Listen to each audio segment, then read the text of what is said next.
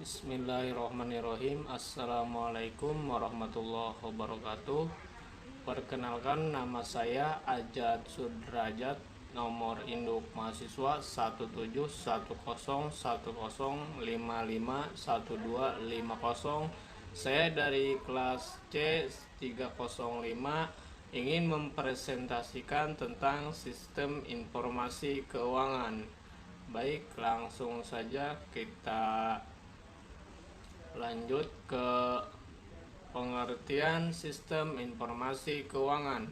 Sistem informasi keuangan adalah sistem informasi atau subsistem dari CBIS yang memberikan informasi kepada orang atau kelompok baik di dalam instansi atau lembaga maupun di luar instansi atau lembaga mengenai masalah keuangan atau dari instansi atau lembaga. Kemudian fungsi dari sistem informasi keuangan yaitu satu, untuk menentukan hasil daripada pelaksanaan operasi perusahaan. Yang kedua, untuk dapat mengikuti jalannya harta dan hutang perusahaan. Yang ketiga, untuk mempermudah perencanaan kegiatan-kegiatan perusahaan. Kemudian di sini ada tujuan sistem informasi keuangan. Tujuannya yaitu sistem informasi keuangan yang disusun harus memenuhi prinsip cepat. Dan yang kedua, sistem informasi keuangan yang disusun itu harus mempunyai prinsip aman. Kemudian sistem informasi keuangan yang disusun harus mempunyai prinsip murah. Sini ada macam-macam perangkat lunak keuangan, yaitu satu, banyak perangkat lunak siap pakai atau free written application software.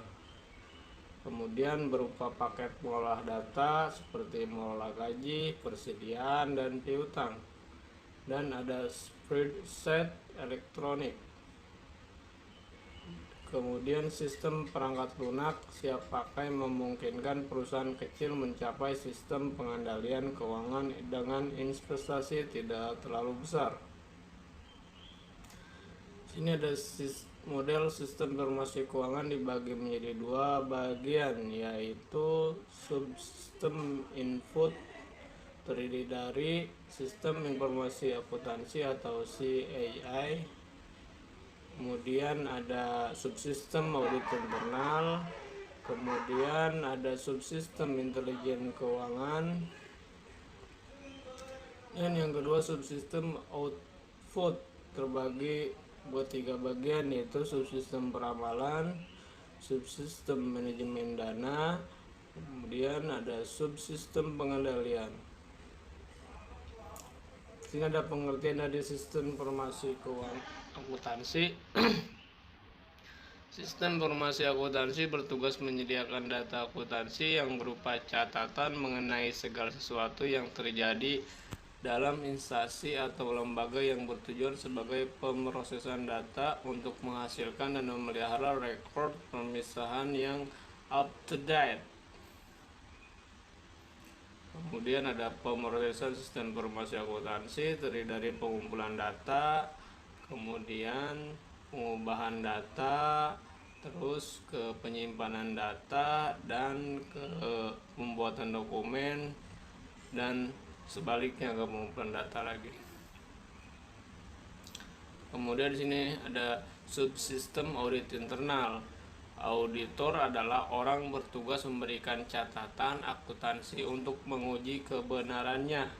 Auditor internal adalah pekerjaan dalam instansi atau lembaga yang biasanya terlibat dalam pekerjaan perancangan dan evaluasi sistem informasi konseptual seluruh instansi atau lembaga. Kemudian jenis-jenis auditor. Yang pertama, auditor eksternal, kemudian auditor internal. Jenis-jenis auditor internal: audit keuangan, ada audit operasional, dan ada audit kesesuaian. Dan kemudian ada audit sistem rancangan sistem pengendalian internal.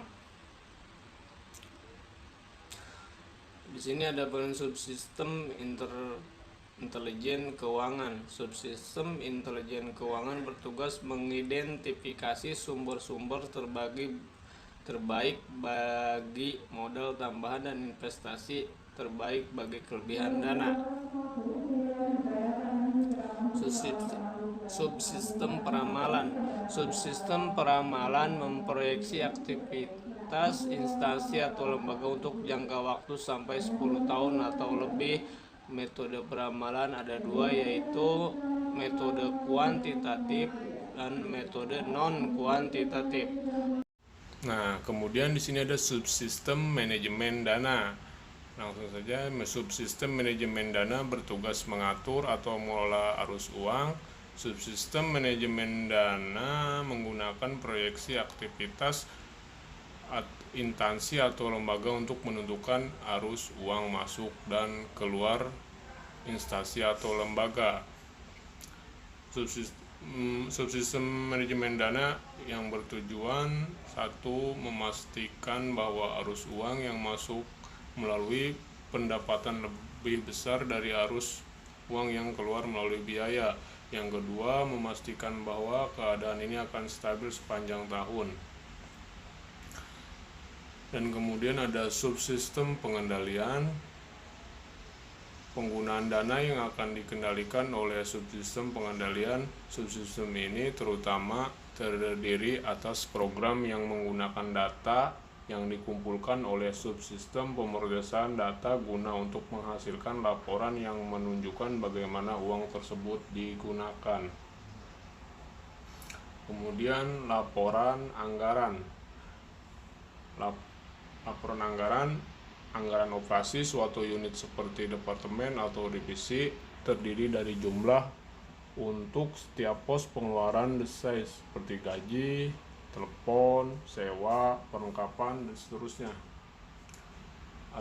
Kemudian ada laporan bulanan yang menunjukkan pengeluaran aktual dibandingkan dengan anggaran. Ada anggaran bulan berjalan, ada anggaran year to date. Kemudian ada proses pembuatan anggaran.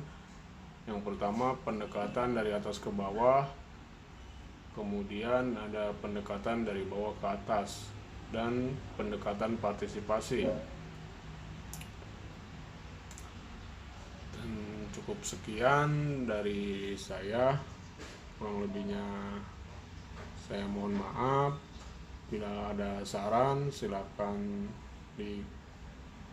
dikoreksi. Terima kasih, sebelumnya saya ucapkan terima kasih.